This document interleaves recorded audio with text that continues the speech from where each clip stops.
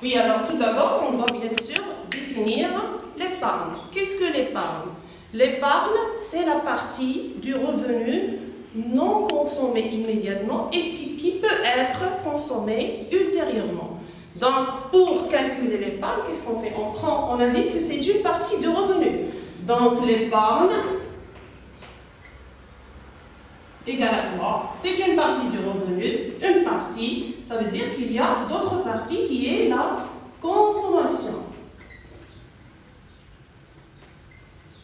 Donc, l'épargne, c'est quoi? C'est le revenu moins la consommation. Le revenu, c'est quoi? On a déjà expliqué le revenu. C'est la rémunération des facteurs de production. La consommation, c'est l'acte d'utiliser un bien ou un service pour satisfaire nos besoins. Alors, comment se forme l'épargne? Donc, la formation de l'épargne, c'est quoi? C'est chez, par exemple, chez les ménages, la formation de l'épargne. Alors, chez les ménages, c'est quoi l'épargne?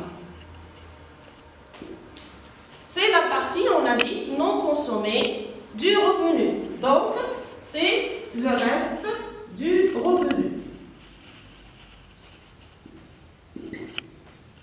Partie non consommée.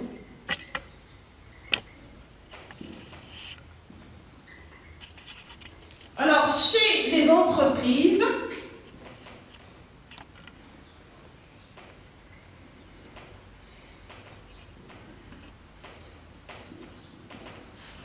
c'est la partie du bénéfice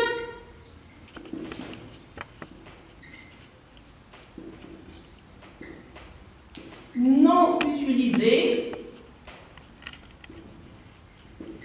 et qui représente l'autofinancement. C'est-à-dire ce que l'entreprise réserve pour l'investissement, pour l'achat des biens d'équipement et pour l'amortissement, qui représente l'autofinancement.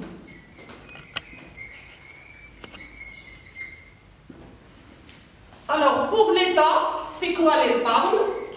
Pour l'État, c'est la différence positive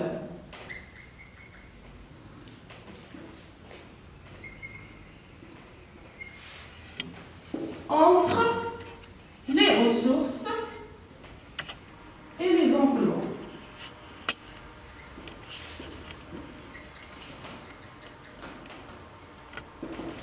Alors, bien sûr, on a dit, pour chaque agent économique, c'est quoi? Qu'est-ce que représente l'épargne pour lui? Maintenant, on va voir les déterminants de l'épargne, c'est-à-dire l'épargne. Chaque agent économique, ou chaque individu, il peut, lorsqu'il a des ressources, un revenu, il peut faire de l'épargne. Mais bien sûr, ça dépend des facteurs. Quels sont ces facteurs? Alors, il y a la variation des revenus.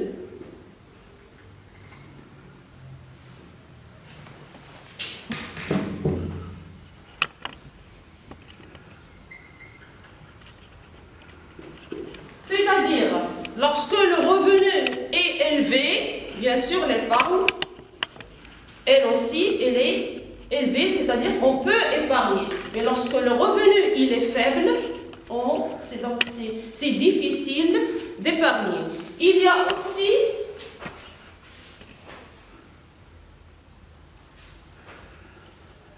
là, donc pour la situation des prix, les prix de vente. Si les prix de vente, bien sûr, s'il y a une augmentation des prix de vente, les personnes, donc, ils ont recours à consommer, à utiliser le revenu dans la consommation, donc il y a moins d'épargne. Il y a aussi, donc il y a la variation des prix, la variation des revenus, il y a les prix, il y a aussi comment on peut dire, il y a aussi le taux d'intérêt. C'est-à-dire le taux d'intérêt.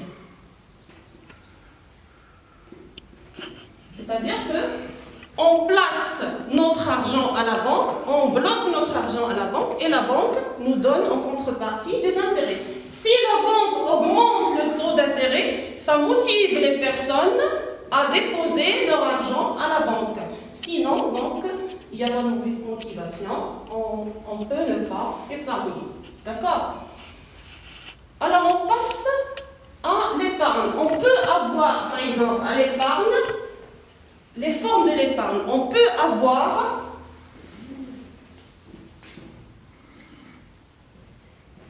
l'épargne, on peut épargner, par exemple, de notre plein gré, volontairement. J'ai un revenu, je consomme une partie et je préserve une autre pour la consommer ultérieurement. Ici, on l'appelle épargne volontaire.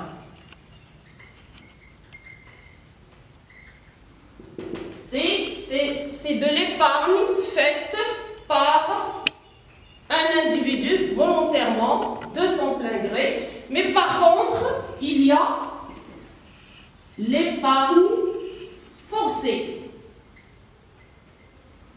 Quand est-ce qu'on fait l'épargne forcée? C'est lorsque l'État nous fait des prélèvements. On a vu les prélèvements dans la répartition secondaire. Il y a les prélèvements fiscaux et les prélèvements parafiscaux. Fiscaux, ce sont les impôts, et parafiscaux, ce sont les cotisations sociales.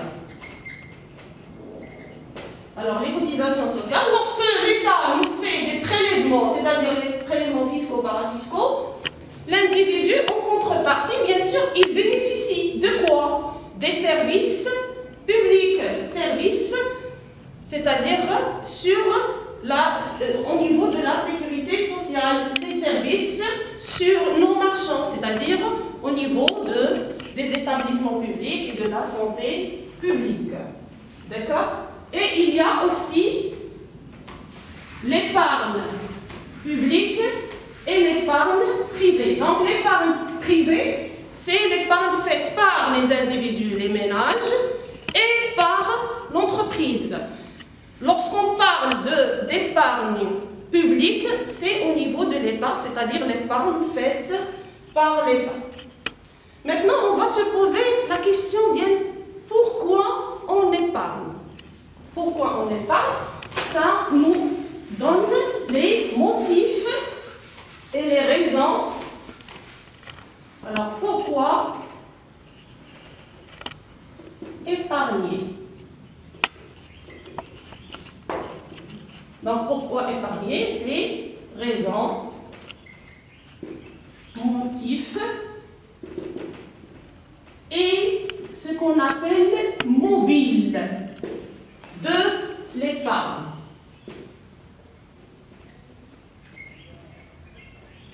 Alors, quels sont les mobiles de l'épargne? Pourquoi on va épargner?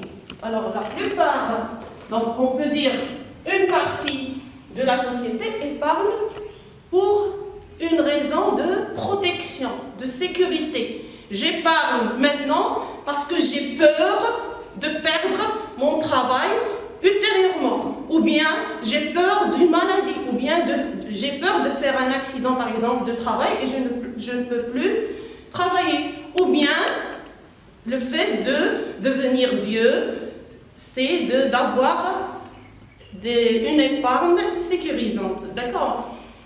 Alors ça c'est le mobile de précaution.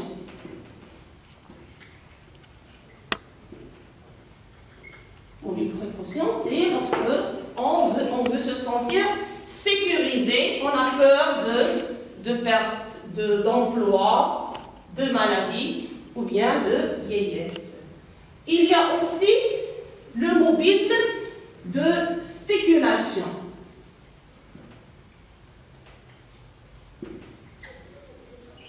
C'est quoi la spéculation? La spéculation, c'est lorsque les gens achètent ou achètent des biens de valeur pour attendre lorsque leur prix augmente pour bénéficier de leur vente. Par exemple, on achète des biens de valeur, des tableaux de valeur, de l'or. Par exemple, des terrains, on achète des terrains, on achète des maisons et on les garde. Lorsque leur prix augmente, on a des actions dans des entreprises, lorsque le prix augmente, on les vend et bien sûr on bénéficie de cette valeur, de cette vente aussi. Donc le mobile de précaution, c'est quoi? C'est le fait de se sentir sécurisé. On fait de l'épargne pour se sécuriser contre la maladie, la vieillesse, les pertes d'emploi. Le mobile de spéculation, pourquoi on épargne? Parce que les gens épargnent pour acheter, par exemple, des biens de valeur, comme on a dit, les actions, l'or, les terrains, les maisons, c'est-à-dire les biens qui ont de valeur, pour les vendre après, pour bénéficier de leur vente. Donc ça, c'était pourquoi épargner. Oui, alors donc, on passe des mobiles vers les affectations. Qu'est-ce qu'on fait avec l'épargne? Donc, affectation et utilisation de l'épargne.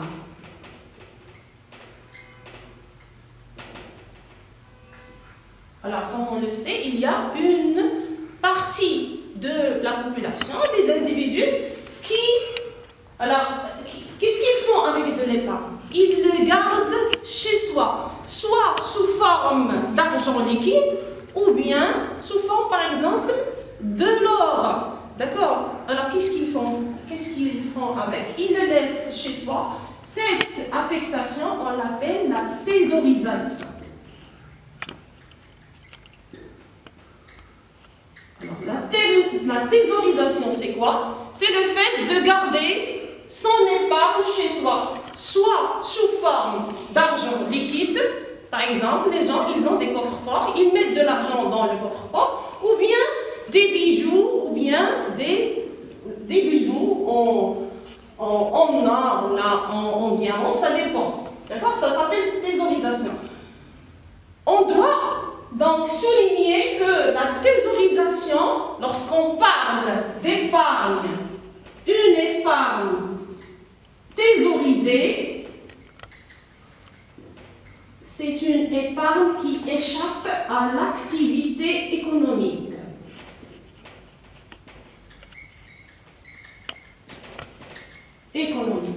Elle n'entre pas dans le circuit. On a déjà vu le circuit économique. Les agents économiques, il y a ménage. Alors, excusez-moi. On a dit que l'épargne thésaurisée, c'est-à-dire l'épargne qu'on garde chez nous. On ne met ni à la banque, ni dans les investissements, ni rien du tout. Donc, le circuit économique, ménage, État, société non financière et société financière. Alors, on a dit que c'est le circuit économique, d'où les flux. C'est bon? Alors, l'épargne thésaurisée, il n'entre pas dans le circuit économique, c'est-à-dire l'activité économique ne bénéficie jamais de l'épargne thésaurisée. Il est toujours stocké chez les individus. Il y a aussi le placement. Alors, le placement, on peut avoir le placement auprès des banques. Donc, on a le placement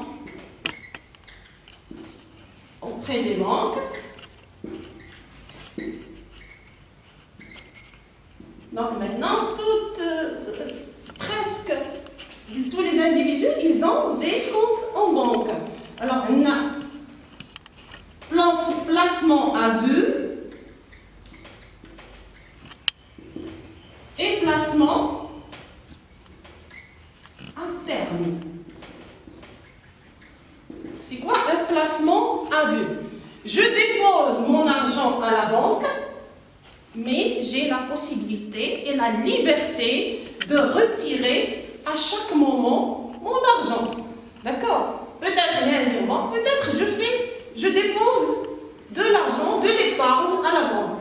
Donc, à chaque fois, je suis libre de retirer l'argent lorsque je fais un placement à vue, mais bien sûr, pas d'intérêt. Par contre, lorsqu'il y a le placement à terme, ça veut dire que je n'ai le droit de toucher mon épargne qu'à la fin de l'échéance. Il y a une échéance, bien sûr, la banque, c'est elle qui décide. Ça peut être 6 mois, ça peut être 1 an, ça peut être 2 ans, ça dépend. Mais je n'ai le droit de toucher. Mon argent, il est bloqué. Bloqué, ça veut dire je ne le retire pas, je n'ai pas le droit de toucher jusqu'à la fin d'échéance. Mais bien sûr, il y a des intérêts. C'est comme si j'ai loué mon argent à la banque et elle, en contrepartie, elle me donne des intérêts. D'accord? Alors ça, c'est le placement à la banque. Il y a le placement par l'achat des titres. Achat des titres. Il y a achat d'actions.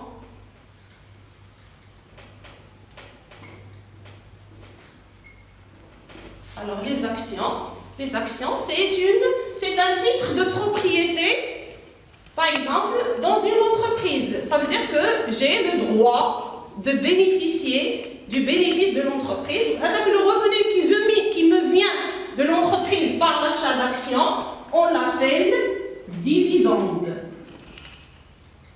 Puisqu'on a vu la dividende dans la répartition des revenus, dividende, c'est quoi? C'est la partie du bénéfice distribué aux apporteurs de capitaux. Il y a aussi achat des obligations.